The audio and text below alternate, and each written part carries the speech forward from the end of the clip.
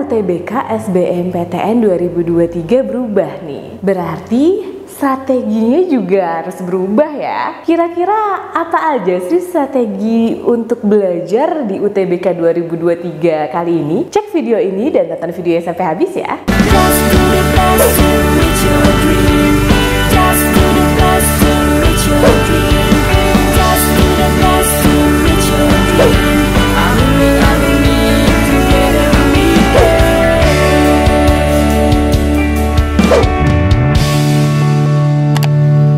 Mau belajar TPS UTBK 2023 versi kurikulum merdeka? Ikut kelas online di GP Media aja. Kamu bisa belajar 4 subtes TPS dalam 20 kali pertemuan dengan benefit e-book, 12 kali tryout, dan masih banyak benefit lainnya. Harganya 350.000 aja loh.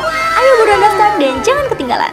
Bagi kalian yang lagi cari tryout UTBK dan ujian mandiri untuk masuk PTN, gak usah bingung karena GP Media menyediakan tryout UTBK dan ujian mandiri untuk beberapa PTN ternama di Indonesia. Mulai dari harga 25.000, kalian sudah dapat ribuan soal prediksi, video pembahasan, dan ada kelas online juga loh. Tunggu apa lagi? Yuk daftar sekarang! Halo semuanya, balik lagi di GP Media Channel. Kali ini kakak akan bahas kira-kira tips apa aja sih yang harus kalian persiapkan untuk SBMPTN 2023. Kalau sebelumnya kalian tuh pasti udah lihat ya di video-video sebelumnya juga kita bahas tentang perubahan-perubahan yang terjadi untuk ujian masuk perguruan tinggi negeri. Khususnya SBMPTN nih untuk UTBK 2023 ya. Sebelumnya memang sudah disosialisasikan ya di awal September, di awal bulan September berdasarkan Peraturan Menteri Nomor 48 Tahun 2022 itu memang TKA itu dihapuskan. Jadi yang sebelumnya UTBK sebelumnya itu ada TPS, TKA dan bahasa Inggris, tetapi di UTBK sekarang dan sudah diresmikan bahwa TKA dihapuskan dan kita hanya berfokus pada TPS aja. TPS-nya itu rada sedikit berbeda juga karena subtesnya itu hanya cukup 4, yaitu potensi kognitif, kemudian yang kedua adalah penalaran matematika, yang ketiga literasi bahasa Indonesia, dan yang keempat adalah literasi bahasa Inggris. Kalau ngomongin TPS berarti mengacu juga pada UTBK sebelumnya ya. Di tahun 2020 itu memang ada peraturan yang menyatakan bahwa hanya TPS aja dan kondisinya saat itu sedang ada COVID sehingga peraturan itu ditetapkan. Jadi tidak ada TKA saat itu. Tapi memang sedikit berbeda nih, walaupun sama-sama TPS, tetapi untuk materinya, untuk konsep soalnya juga rada sedikit berbeda ya. Makanya di video kali ini kita akan bahas satu persatu tips yang kira-kira sesuai untuk memahami soal dan untuk belajarnya nih kira-kira gimana. Oke, kita bahas ya tips-tips belajar TPS UTBK SBMPTN 2023 untuk kurikulum terbaru nih khususnya. Jadi di sini kakak akan kasih 6 tips buat kalian kira-kira belajarnya dari mana dulu nih.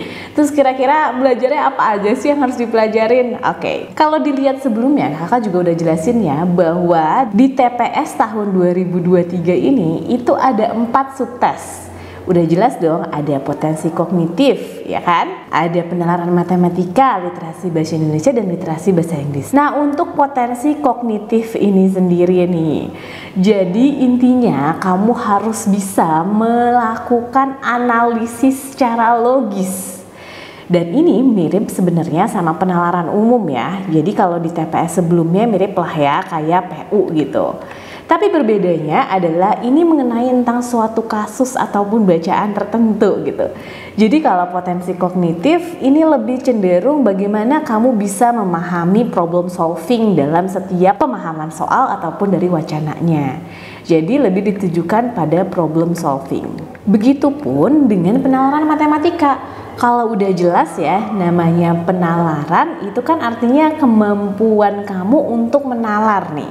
Berdasarkan kemampuan logika kamu kira-kira yang cocok dan sesuai itu gimana sih untuk menjawab soalnya. Jadi untuk penalaran matematika itu lebih cenderung membicarakan tentang kesimpulan-kesimpulan dari suatu wacana ataupun materi dari soal-soalnya. Biasanya sih dalam bentuk data atau dalam bentuk hasil-hasil percobaan seperti itu. hasil percobaan ataupun hasil eksperimen tertentu seperti itu ya. Nah, setelah itu kamu lihat tuh dasar-dasar matematikanya gimana sih dalam menganalisis bacaan-bacaan tersebut. Jadi kira-kira sebenarnya untuk penalaran matematika ini sama nggak sih sama PK di TPS sebelumnya? Berbeda. Ada sedikit berbeda ya. Jadi kalau misalkan untuk PK di TPS sebelumnya atau pengetahuan kuantitatif itu kan lebih ke matematika banget gitu ya untuk PK-nya. Sedangkan kalau untuk penalaran matematika itu lebih dari kemampuan kamu menganalisis dari kesimpulan dari soal-soal, kesimpulan dan dasar-dasar matematika dalam menganalisis dan membaca pendataan maupun hasil-hasil eksperimen ataupun percobaan seperti itu. Oke, sedangkan untuk literasi nih, literasi itu dalam bahasa Indonesia dan bahasa Inggris itu bukan ngomongin gramatika ya, bukan teknik-teknik grammar gitu, bukan. Jadi bukan juga tentang tata bahasanya, tetapi lebih cenderung penalaran literasinya. Jadi harus tahu pemahaman literasinya dalam bentuk yang komprehensif. Jadi menyeluruh dan mengerti bahwa maksud wacana tersebut itu apa, maksudnya itu dalam mengidentifikasi dan menganalisis suatu informasi dalam wacana dan literasi itu bagaimana. Kalau misalkan kayak TPS yang sebelumnya nih, untuk literasi bahasa Indonesia itu mirip-mirip kayak PBM atau pemahaman bacaan dan menulis. Tapi ingat ya, bukan yang gramatikanya atau bukan tata bahasanya, tapi lebih mendalam. Makanya lebih mirip juga kayak PPU, pengetahuan dan pemahaman umum. Jadi lebih ditujukan pada kemampuan literasi dari suatu bacaan di soalnya. Sedangkan untuk literasi bahasa Inggris sama seperti bahasa Indonesia, tapi bedanya hanya di bahasa Inggris aja. Jadi lebih ke dalam reading comprehension. Sama seperti literasi bahasa Indonesia, cuma bedanya lebih cenderung ke penggunaan bahasanya aja ya. Jadi lebih ke bahasa Inggris gitu. Dan memang lebih cenderung ke reading comprehension. Jadi di sini harus menggunakan teknik-teknik untuk membaca cepat tentu saja. Dan ditujukan juga untuk bagaimana kamu bisa memahami dan mengidentifikasi soal tersebut dalam bahasa Inggris dan kamu analisis untuk menjawab pertanyaan-pertanyaannya. Duh, kira-kira penggambarannya gimana sih Kak? Kira-kira soalnya juga seperti apa sih sebenarnya? Pak Menteri sendiri juga udah ngasih tahu sih kunci-kunci dan kisi-kisinya itu ada di soal-soal assessment tentu aja. Dan ada beberapa juga jalur-jalur mandiri yang memang lebih cenderung menggunakan soal-soal TPS juga nih sebelumnya. Jadi sebelumnya kan ada ya PTN-PTN dari jalur mandirinya itu yang dia itu lebih cenderung ke TPS atau kemampuan kalian berlogika dan berpikir. Nah, itu tuh udah bisa jadi kata kunci itu buat kalian yang pengen tahu soal-soal TPS nanti akan kayak gimana. Atau yang penasaran lagi, kalian juga bisa ngecek ya di video-video kita sebelumnya, kita tuh udah bahas juga tuh kira-kira soal-soal penalaran itu maksudnya kayak gimana sih, soal-soal yang dari kurikulum terbaru ini gimana sih maksudnya. Coba kalian cek juga di video kita sebelumnya ya. Jadi untuk tips pertamanya adalah kalian harus bisa memahami setiap subtes soalnya. Kalau kalian itu paham, kalian itu ngerti, nah karena kan masih canggung banget ya, maksudnya masih karena ini berubah berarti masih kalian harus butuh adaptasi nih. Kira-kira soalnya seperti apa? Nah, kalian harus pahamin baik-baik dulu. Itu adalah tips yang pertama. Sedangkan untuk tips kedua udah jelas, kita bikin timeline belajar. Di sini emang udah jelas-jelas ya berbeda dari timeline belajar sebelumnya karena kita fokus pada UTBK 2023 ini di TPS. Berarti timeline belajar yang kita buat itu berdasarkan subtes yang tadi udah kakak jelasin di tips pertama. Jadi di tips kedua kita mulai di minggu ketiga bulan September ini ya. Di bulan September ini kamu bisa di minggu ketiganya kamu bisa full kamu fokusin pembelajaran kamu di potensi kognitif. Jadi kamu pahamin baik-baik banget potensi kognitif itu seperti apa. Terus kamu juga mulai pahamin soalnya. Kira-kira contoh soal untuk potensi kognitif itu seperti apa? Oke, kemudian di minggu keempat. Di minggu keempat kamu bisa mulai lanjut ke subtes berikutnya yaitu penalaran matematika. Nah, ini bagaimana kamu bisa mengetahui pemahaman bacaan dari analisis matematika yang tepat. Kemudian udah masuk bulan Oktober tuh, kamu bisa mulai belajar literasi. Mulai dari literasi bahasa Indonesia di minggu pertama bulan Oktober, kemudian kamu pahamin di minggu berikutnya literasi bahasa Inggris. Setelah kamu udah pahamin semua masing-masing setiap subtesnya, kamu bisa tuh mulai ngelatih diri kamu untuk tryout. Nah, tryout pertama ini otomatis semuanya kan untuk semua materinya. Kalau misalkan kalian udah ikut yang tryout pertama tuh, kalian bisa tahu kan kira-kira oh aku kurang teliti nih untuk materi yang penalaran matematika gitu. Aku juga kurang paham nih untuk literasinya. Nah, kalian coba lagi, ulangin lagi. Kamu pelajarin lagi potensi kognitif tadi aku sebenarnya udah bisa, tapi kamu pahamin pembahasannya. Kalau misalkan dirasa kamu udah mampu nih untuk potensi kognitif, berarti yang harus kamu tingkatkan yang mana nih?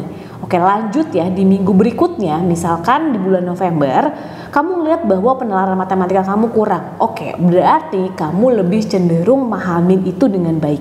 Penalaran matematika ini yang kamu lebih dominanin. Jadi kalau misalkan di minggu keempat itu kayaknya potensi kognitif kamu juga udah bisa, oh lanjut aja tuh ke tahapan penalaran matematika. Gimana kamu bisa memahami suatu pendataan untuk kamu analisis dari segi matematikanya tentu aja. Begitupun dengan literasi bahasa Indonesia dan bahasa Inggris. Kalau misalkan literasi bahasa Indonesia udah jelas-jelas kamu, oh ini mah pakai bahasa Indonesia sehari-hari aku mengerti kak.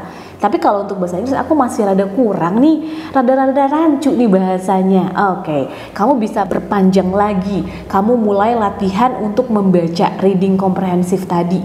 Lebih banyak readingnya ya kalau untuk bahasa Inggris. Nah dari situ kamu bisa udah mulai untuk tryout keduanya. Di tryout kedua ini kamu bisa mulai latihan soal dan kamu bisa nganalisis lagi tuh dari tryout yang sebelumnya.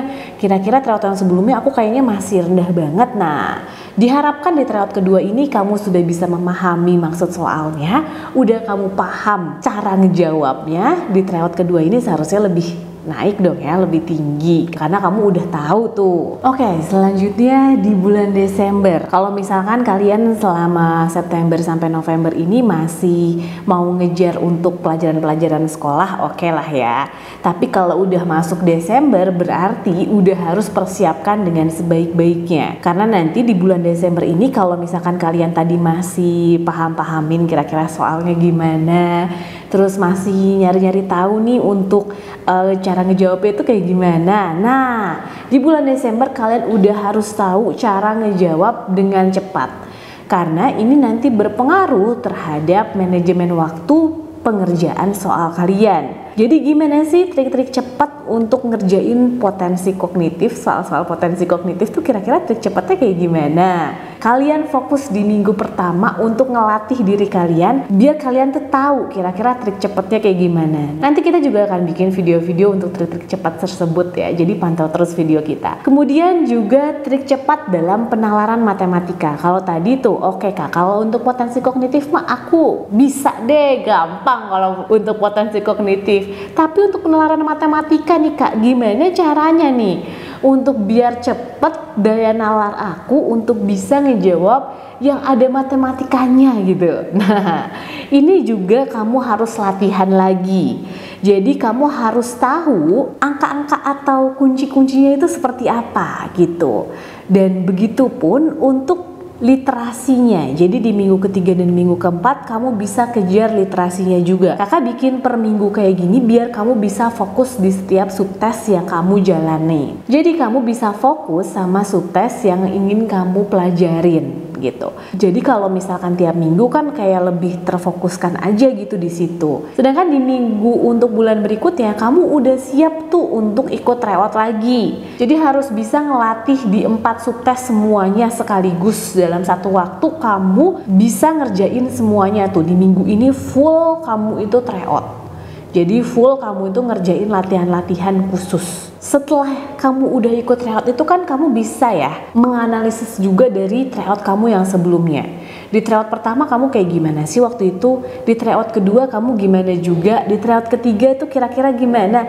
Nah, dari situ kamu bisa langsung tahu nih kira-kira apa aja kelemahan dan kelebihan kamu. Kamu bisa tahu, oh oke, berarti di bulan berikutnya kamu bisa mulai belajar penalaran matematika dulu karena kamu mungkin masih susah untuk itu. Setelah itu kamu bisa lanjut ke potensi kognitif. Setelah itu terus sampai untuk literasi juga, lanjut ke bulan Februari. Jadi nih udah masuk bulan Februari, berarti udah tahapan siap-siap untuk UTBK 2023 ya. Nah, di sini kamu evaluasi juga tuh semuanya. Evaluasi hasil tryout kamu mulai dari yang pertama sampai yang keempat. Buat kamu nanti kalau misalkan kamu udah evaluasi dan kamu akhirnya tahu, kamu bisa lanjut tryout kelima. Dimana di sini kamu udah harus benar-benar memfokuskan diri kamu untuk menjawab soal dalam persiapan kamu untuk UTBK 2023. Makanya di bulan Maret sampai bulan Mei, ini kan mulai April Mei ini kan udah sekitar pengumuman-pengumuman untuk SBMPTN 2023 ya. Nah, di sini kamu udah harus mulai fokuskan pada trik-trik cepat dan manajemen waktu dalam menjawab setiap soal. Udah bukan lagi sekedar latihan, tapi kamu bener-bener mulai memahami banget maksud soal. Jadi mau bentuk soalnya nanti seperti apa nih, di otak-atik kayak gimana nih, kamu udah paham dan sudah bisa menguasai materi-materi dari subtes tersebut. Sehingga di bulan Maret kamu bisa full, selama bulan Maret itu kamu full mempelajari semua bentuk-bentuk dan latihan soal dengan baik. Pada saat nanti tryout ke-6 maupun tryout ke-7, itu kamu dapat mengevaluasi nilai kamu.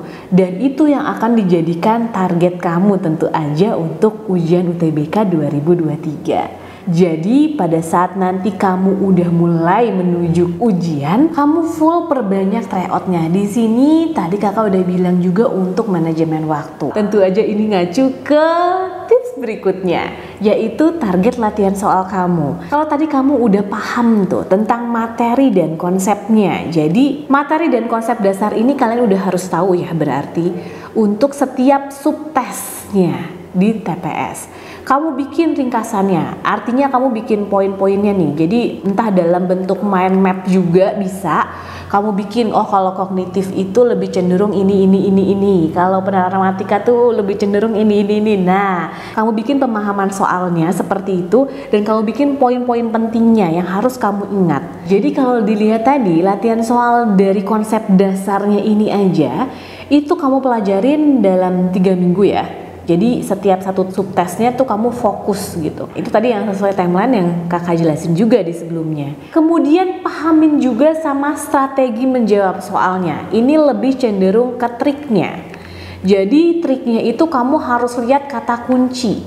Kata kunci pada setiap pemahaman bacaan yang berhubungan dengan soal. Dari trik cepat ini kamu latihan terus karena setiap orang beda-beda nih cara pemahaman dan sudut pandangnya masing-masing. Jadi dengan cara kamu perbanyak latihan, kamu langsung tahu, oh ini kata kuncinya ini, jadi jawabnya ini. Oh ini kata kuncinya kalau untuk ini lebih tergantung ini, jadi kamu nggak perlu buang-buang waktu untuk baca semuanya, tapi kamu pahamin baik-baik maksud soalnya. Dari situ kan udah jelas ya, kamu bisa mulai latihan kurang lebih 15 sampai 20 soal. Jadi minimal banget itu sebenarnya.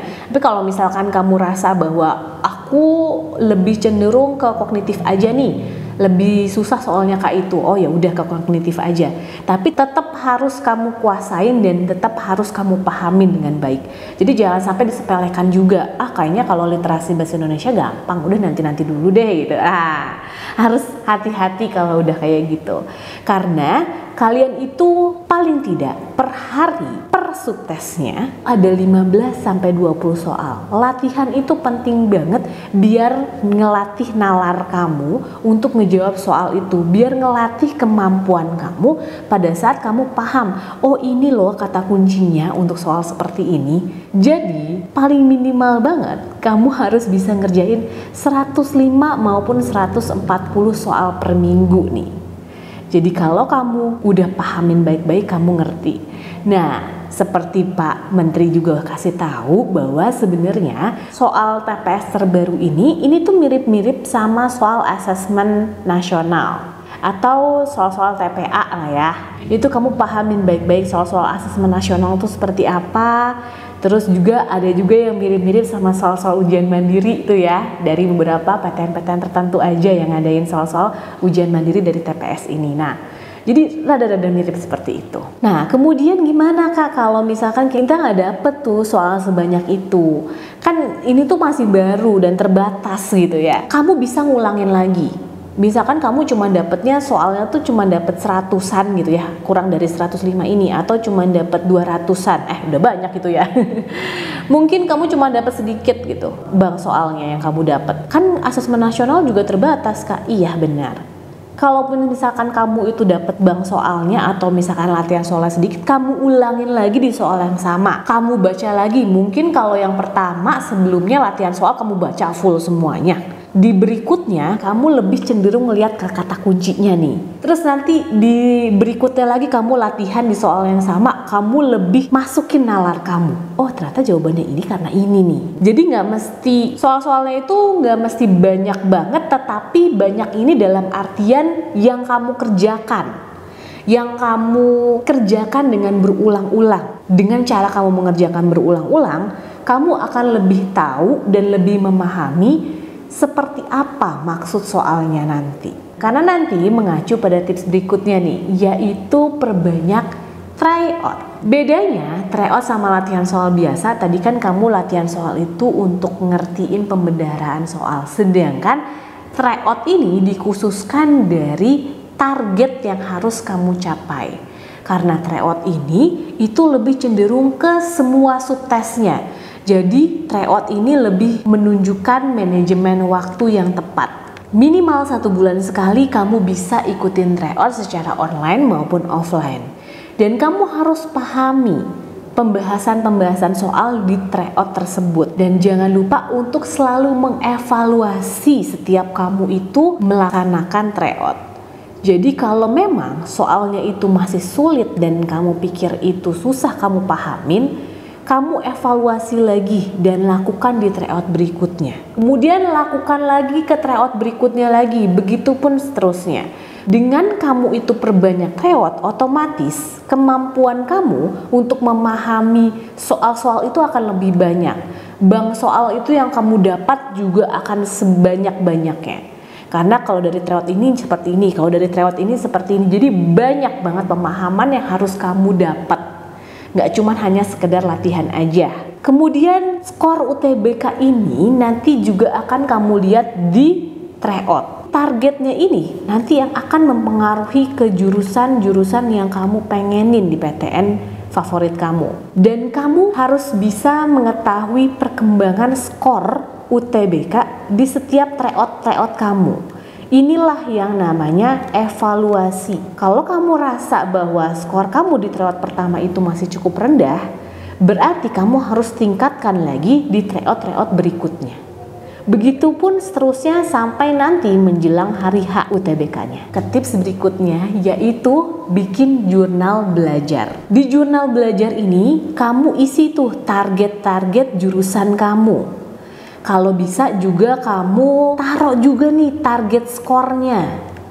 Target skor UTBK-nya itu berapa nih ya kira-kira. Dan kamu tulis juga target jurusannya itu apa. Jurusan apa di PTN favorit kamu tuh ya. Kamu tulis skornya nih kira-kira di tahun lalu 600 sekian. Nah berarti kamu nanti tryout kamu harus mencapai skor itu. Kamu tulis di biodata dasar pada jurnal belajar kamu. Dan tentu aja jangan lupa ada motivasi atau quote. Taruh kira-kira kalimat-kalimat yang menjadi pemicu kamu untuk selalu belajar dan memenuhi target yang kamu mau itu. Kemudian taruh juga di jurnal belajarnya khususnya timeline belajar. Nah timeline belajar ini fleksibel ya.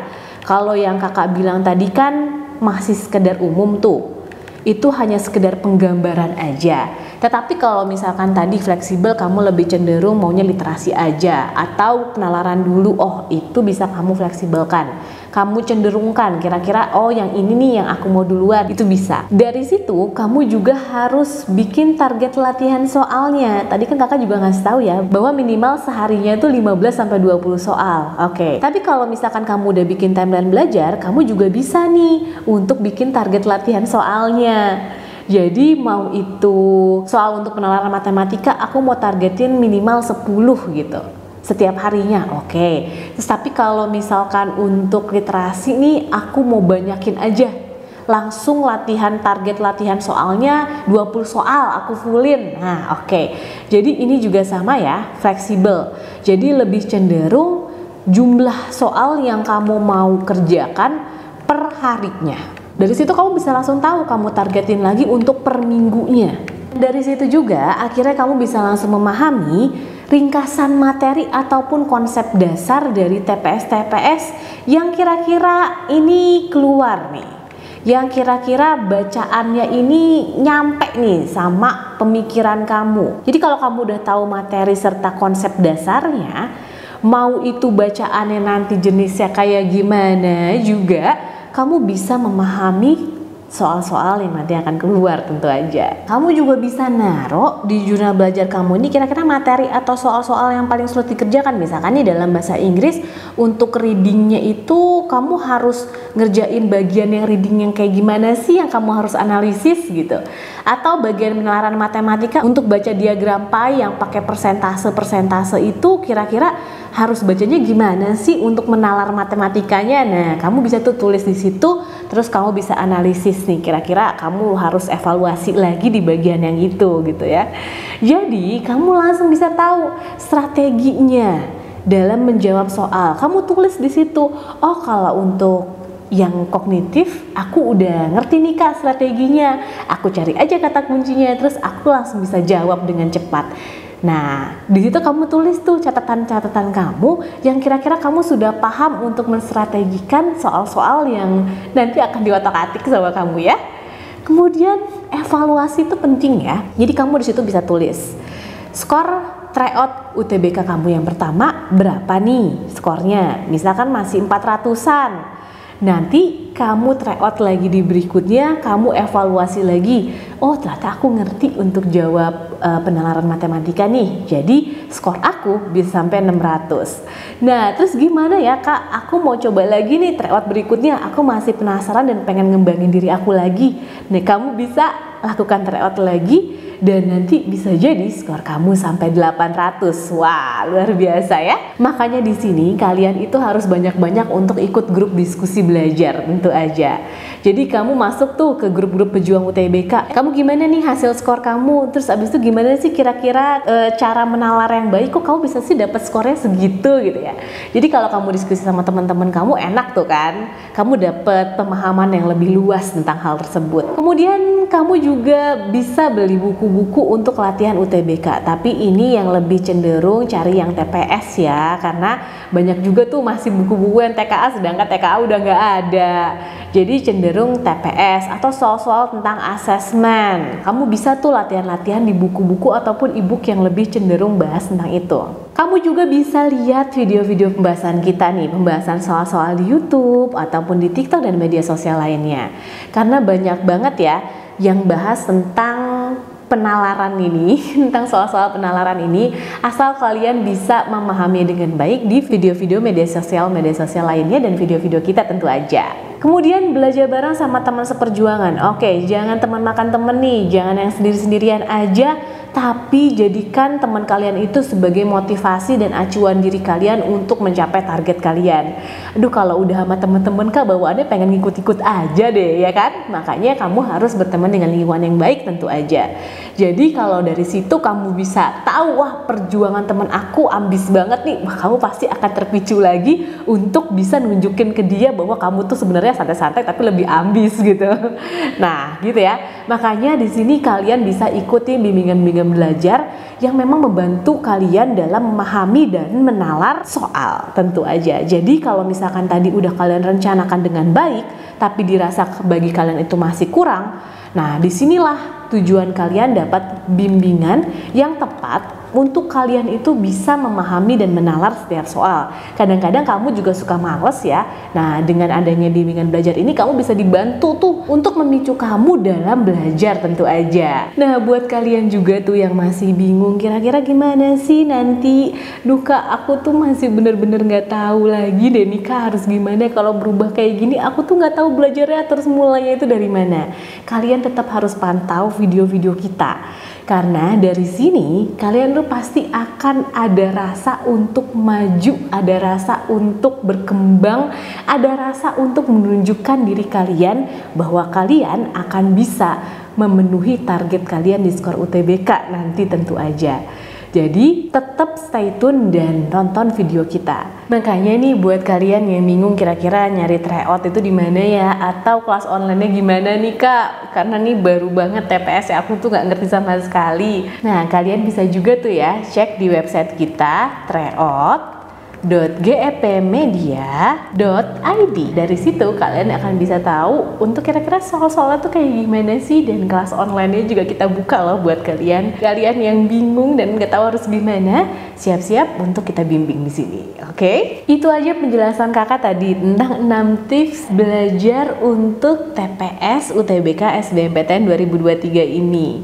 Jadi ada 6 tips yang harus kalian lakukan.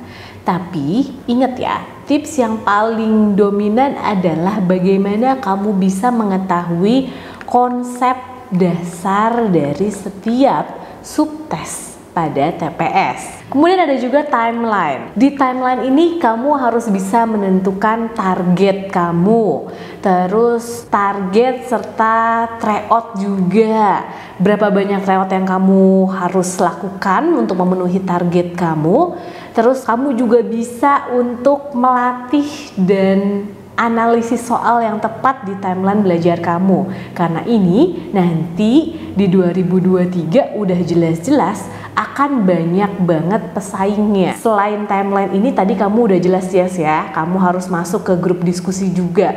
Terus yang paling dominan juga ada bikin jurnal belajar yang tepat. Karena di sini kamu harus bisa menentukan dan mengetahui setiap soal-soal yang harus kamu kerjakan. Jadi mulai dari targetnya, terus tips dan triknya itu kayak gimana, kamu tulis tuh di jurnal belajar kamu. Dan tips-tips lainnya yang tadi Kakak jelaskan juga ya sebelumnya.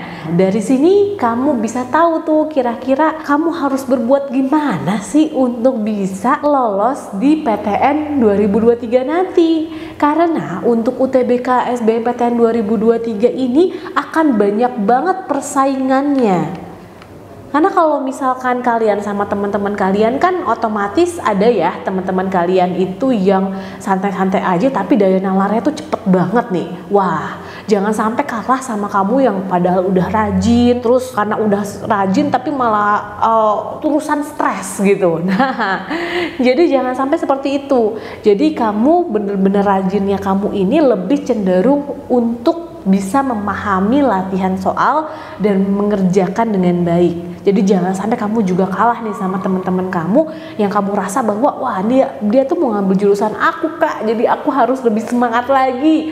Oke, semangat buat kalian semua. Karena kalau misalkan kalian yakin dan kalian bisa untuk lolos di UTBK 2023 ini, Kakak yakin kamu pasti akan bisa mendapatkan jurusan-jurusan favorit kalian di PTN favorit tentu aja. Jangan sampai perubahan ini malah cuman jadi bikin kalian itu down. Mulai dari sekarang, lakukan persiapan dengan baik. Karena persaingan itu semakin ketat, berarti persiapan yang harus kamu lakukan juga harus lebih baik tentu aja. Semoga ya video ini bermanfaat buat kalian semua dan semoga aja kalian bisa lolos nih di PTN favorit kalian di jurusan yang kalian pengenin. Sampai sini aja dulu video dari Kakak dan tetap terus tonton video-video kita yang lainnya ya. Semoga bermanfaat and see you in the next video. Dadah!